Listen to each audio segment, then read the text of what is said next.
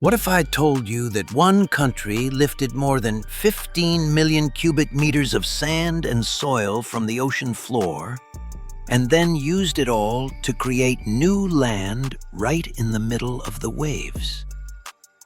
Sounds like science fiction, but it's the reality of modern Israel. Today, we'll figure out why the Israelis decided to reclaim over 100 hectares of territory from the Mediterranean Sea and how this connects to trade on the other side of the planet.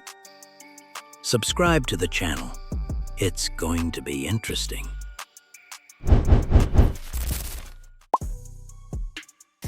Israel has always been a country where the ability to work with limited resources has been elevated to an art form.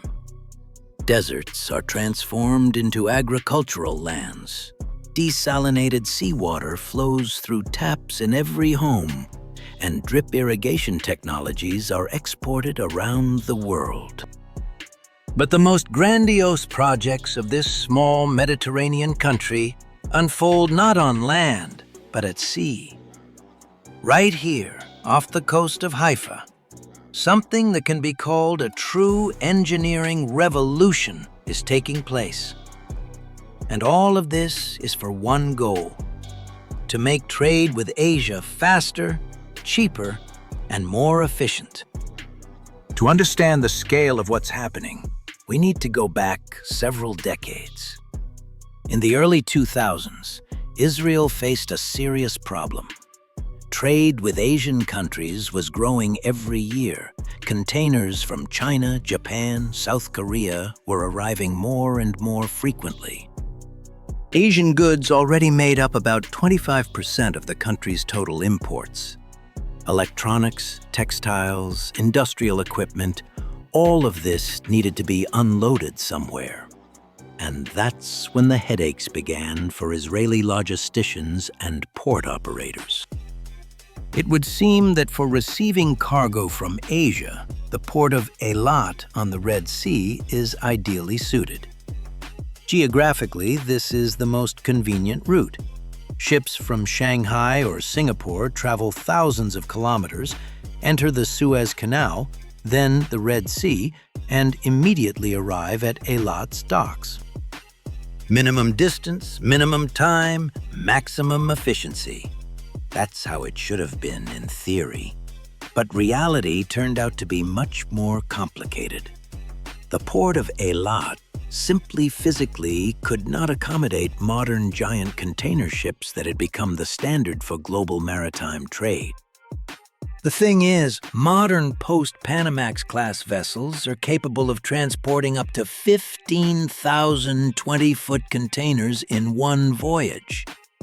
Their draft, that is, the depth to which they sink into the water, reaches 15 meters, and the depth at Eilat's docks was only about 10 meters. Simple arithmetic. Such a vessel would simply run aground. They could have conducted dredging, modernized the port, made it capable of receiving these giant ships. But then a whole chain of other problems emerged, each of which by itself could bury the entire project. The first and most serious problem was the unique coral reefs of the Gulf of Aqaba. This is one of the most northern coral ecosystems on the planet, a true wonder of nature. Hundreds of species of fish, mollusks, crustaceans live here, creating incredible biodiversity. Any large-scale work to deepen the bottom would mean a death sentence for this fragile ecosystem. Dredges would lift tons of silt and suspended matter from the bottom, which would then settle on the corals, literally suffocating them. Changes in ocean currents would destroy a balance that had been forming for millennia. Environmental organizations were categorically against such modernization. But even if they could somehow reach an agreement with nature defenders, a second problem remained, an economic one. The coast of Eilat had long ago turned into a tourist paradise. Hotels, diving centers, restaurants, the entire local economy was tied to tourism. Imagine vacationers who, instead of azure waves and coral reefs, see from their hotel windows dredges, construction barges, and giant container ships unloading right by the beach. The number of tourists would inevitably drop, and with it, the revenues of local businesses. The third problem was related to the geography of Israel itself. Eilat is located in the very south of the country, while the main cities, Tel Aviv, Jerusalem, Haifa, are located more than 250 kilometers to the north. And here's where things get most interesting. Between Eilat and the central regions of the country, there is no rail connection at all. All cargo would have to be transported by trucks through the Negev desert to the nearest railway station in Be'er Sheva. This is long, expensive, and extremely inefficient. Every extra kilometer on wheels increases the cost of goods for the end consumer. Of course, they could have built a railway, but this would require astronomical investments for laying tracks through the desert. Israeli authorities found themselves facing a difficult choice. They could continue using Eilat as is, limiting themselves to small vessels, but then the country would lose competitiveness in global trade. They could invest billions in its modernization, but efficiency remained questionable. And then a bold decision was born. Forget about Eilat as the main gateway for Asian cargo and focus on Mediterranean seaports. Yes, the route from Asia to the Mediterranean is longer, but if modern infrastructure is created there, the benefit would be colossal. The choice fell on Haifa, the largest port city in the north of the country. Here were all the advantages: proximity to major economic centers, developed transport network, rail connections, highways. All that remained was to turn a good port into an outstanding one. In 2005, the first phase of grandiose modernization started. Construction of the Carmel terminal began. The project seemed ambitious even by the standards of a country accustomed to large-scale engineering achievements. First thing, they needed to solve the depth problem. Specialized vessels, dredges and suction dredgers approached the shores of Haifa. These gigantic machines began methodically lifting sand, silt, and solid rock from the bottom of the Mediterranean Sea. Day after day, week after week, the dredges lowered their buckets to the seabed. Multi-bucket dredges worked like gigantic excavators, only underwater. A continuous chain of buckets moved in a circle, scraping soil from the bottom and lifting it to the surface. Then this soil was transferred onto barges, which transported it to specially designated places. In parallel, self-propelled suction dredgers worked, a more modern type of equipment. They were equipped with powerful pumps and long suction pipes that literally sucked up a mixture of soil and water from the bottom. This mixture was pumped into the ship's holds, which then independently departed for unloading. In total, to create the Carmel terminal, 2.5 million cubic meters of material were lifted from the bottom. To imagine this volume, picture a cube with sides of 135 meters, completely filled with sand and silt. Impressive, isn't it? But lifting the soil was only half the task. Then the most interesting part began. The Israelis decided to use all this material to create artificial land right in the sea. A site with an area of 225,000 square meters was to be reclaimed from the waves. First, the selected site was surrounded by protective metal walls driven deep into the seabed. These walls created a kind of giant pool inside which they could work without fearing that ocean currents would wash away the embankment prematurely. Then painstaking work on filling began. Material was laid in layers, each of which was carefully compacted by heavy machinery. A layer of sand, compaction, another layer, compaction again. This process was repeated over and over until the embankment level reached the required height. Inside the embankment, drainage systems were laid, an entire network of channels and pipes through which water could drain. This is critically important because without drainage, the soil would remain moist and mobile, which would lead to subsidence and destruction of all constructed facilities. When the artificial land reached the required density, foundation construction began. Deep excavations were dug into which massive concrete slabs were poured. These slabs had to withstand the incredible weight of port cranes and constant loads from container operations. On the prepared territory, quay walls with a total length of 950 meters rose. 700 meters made up the main berth. Another 250 meters were allocated for an auxiliary one. 6 modern heavy cranes were installed along the berths. These cranes were true giants of the port industry. Their booms towered above the water for tens of meters, allowing them to unload containers even from the largest ships. In addition, 12 electric stackers, automated cranes for working with containers in storage yards, were installed on the terminal grounds. The Carmel terminal opened in 2010 and immediately showed its efficiency. The depth at the berths reached 15.5 meters, which made it possible to receive post-Panamax-class vessels with a capacity of up to 15,500 20-foot containers. But the Israelis didn't stop there.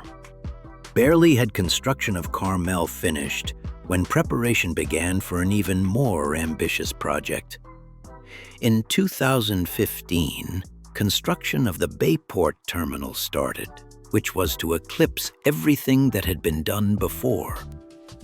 This time, the scale of work exceeded all expectations. Dredges and suction dredgers again approached the shores of Haifa, but now they had to lift from the bottom not 2.5, but a whole 15 million cubic meters of soil. That's 6 times more than for Carmel. Imagine a cube with sides of 247 meters, completely filled with sea sand and silt. Or imagine that all of this material is loaded into trucks. Then the column would stretch for hundreds of kilometers. That's exactly how much soil was lifted from the bottom of the Mediterranean Sea. Work was conducted around the clock. Dredges and suction dredgers operated in multiple shifts. The seabed gradually deepened, reaching 17.5 meters. This depth was critically important because Bayport was designed to receive ultra-large container ships of the ULCV class. These gigantic vessels are capable of transporting up to 18,000 20-foot containers in one voyage. Their length exceeds 400 meters, and their draft reaches 16 meters. Without sufficient depth, such ships simply would not be able to approach the berth. Of the 15 million cubic meters of raised soil, 5 million were transported and laid in another place on the seabed where they would not interfere with shipping. And the remaining 10 million cubic meters were used to create another artificial island with an area of 84 hectares. The technology for creating this artificial land was improved compared to Carmel. Along the perimeter of the future island, powerful metal walls were driven in, creating a reliable barrier from sea waves and currents. Then temporary partitions were erected inside this space. These partitions divided the huge area into separate sections that were filled in turn. This allowed better control over the process of soil settlement and ensured uniform compaction throughout the territory. Each section was filled in layers with careful tamping. Heavy rollers and vibrating plates methodically passed over each layer, squeezing water and air out of the sand, turning loose mass into a solid foundation. Drainage systems worked continuously, draining water and speeding up the soil consolidation process. When the embankment reached the design height and required density, construction of massive foundations began. Huge concrete slabs and grillages were poured that had to withstand the weight of gigantic port cranes and constant dynamic loads from their operation. On the artificial island, quay walls rose, capable of receiving the largest vessels in the world. Along the berths, super-modern cranes were installed, some of the largest and most powerful in the global port industry. Their lifting capacity and operating speed were mind-blowing. These cranes could handle several dozen containers per hour from one ship, which radically reduced berth time. And time is money in the world of maritime logistics.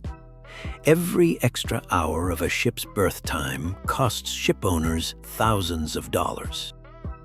Behind the berths, extensive container yards spread out, equipped with automated stackers.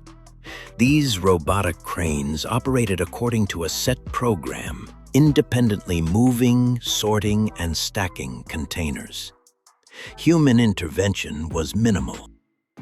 An automated gate system for trucks was created. Special cameras read license plates. Electronics checked documents. Barriers opened automatically. Queues and traffic jams were avoided thanks to the high speed of processing each vehicle. They built a branched road network inside the terminal, which was directly connected to national highways. New railway tracks were laid, connected to the nationwide network. Now, containers could leave the port both by truck and by train. Modern administrative buildings, technical facilities, electrical substations were erected. The entire terminal received enough energy to operate all equipment, from gigantic cranes to lighting systems and climate control in office spaces. But even with all this grandeur, one problem remained. The sea constantly attacks any man-made structures. Waves, currents, storms, all of this slowly but surely destroys concrete and metal.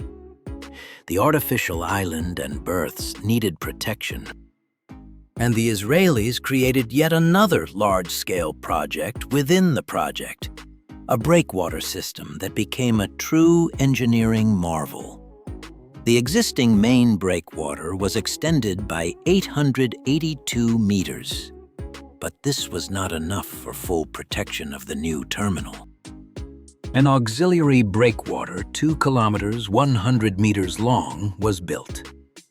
Its design included embankment elements made of large stones and sections of reinforced concrete caissons. These caissons were manufactured onshore, then launched into the water and towed to the installation site. At the site, caissons were filled with sand and concrete, then lowered to the seabed where they stood like giant blocks, forming an impenetrable wall against waves. On top of these caissons, additional layers of large stones were laid to strengthen the structure. In total, about 43,300 protective concrete elements of various sizes and weights were used for breakwater construction, plus 5,300,000 tons of stone. These numbers speak for themselves about the scale of protective structures. Breakwaters work like giant shields, taking the impact of waves and dissipating their energy. Of course, they gradually deteriorate, but this is built into the design. It's better to repair breakwaters than to restore berths and cranes after every serious storm. In addition to protection from waves, breakwaters perform another important function. They protect the port water area from sediment. Ocean currents constantly carry silt and sand that could settle on the bottom and reduce depth. Breakwaters slow down currents, causing sediment to settle outside the port. Bayport opened and immediately became the jewel of Israeli port infrastructure. Together with Carmel, it turned Haifa into one of the most modern and efficient ports in the Eastern Mediterranean. Throughput capacity reached 1.5 million 20-foot containers per year. Of course, this is far from global giants like Shanghai, which handles 47 million containers annually. But for relatively small Israel, this is a colossal achievement. And most importantly, now the country could receive the planet's largest container ships. The ability to receive ultra-large vessels provided huge savings for all participants in trade. Instead of sending 2 or 3 smaller vessels, they could load one giant container ship. Expenses for fuel, crew salaries, port fees dropped sharply. These savings were reflected in the final cost of goods. Electronics from China, textiles from Vietnam, industrial equipment from South Korea. All of this became cheaper for Israeli consumers and companies thanks to efficient logistics. But the benefits were not only for Israel itself. Haifa turned into an important transit hub for the entire region. Cargo from Asia was now unloaded in Haifa and then redistributed to smaller vessels for delivery to other Mediterranean ports. Greece, Cyprus, Egypt, even some ports in Turkey began receiving Asian goods through Haifa.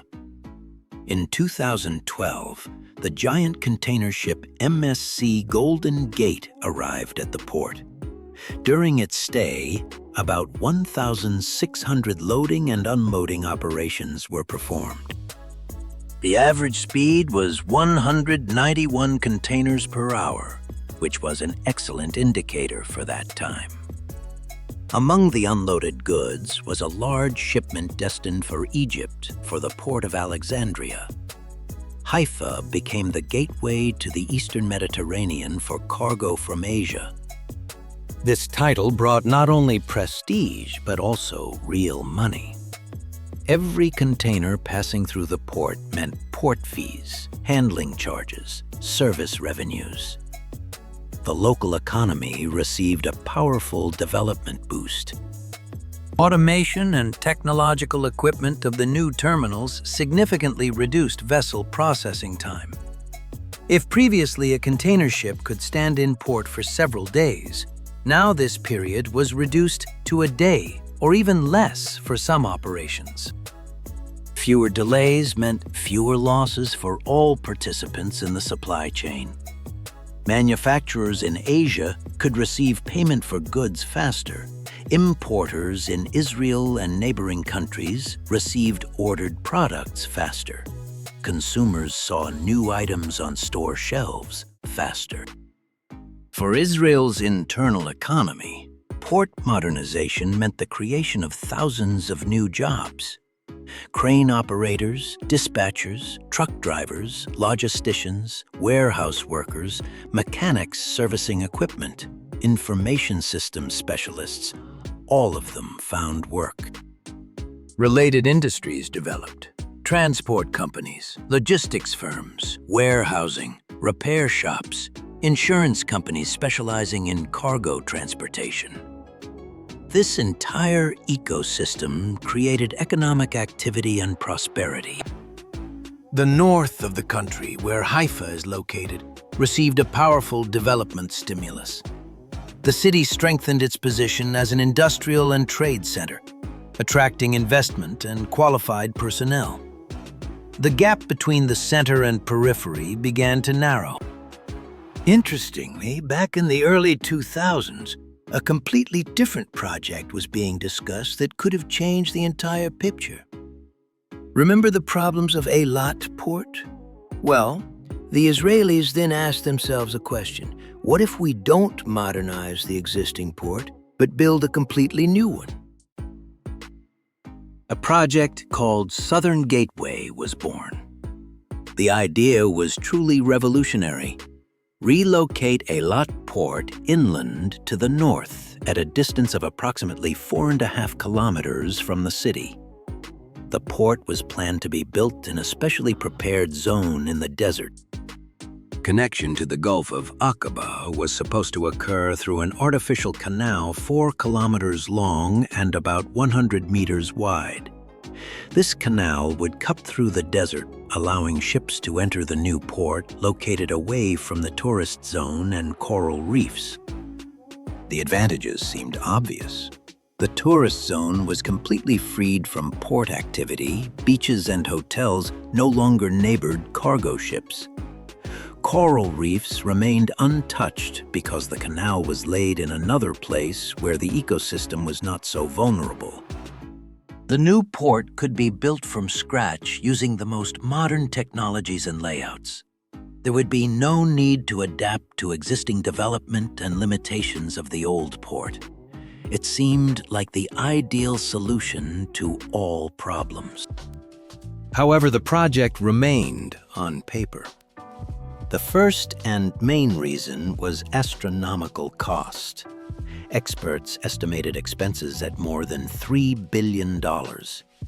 Digging a 4-kilometer canal in the desert, building a new port from scratch, creating all necessary infrastructure, all this required colossal investments.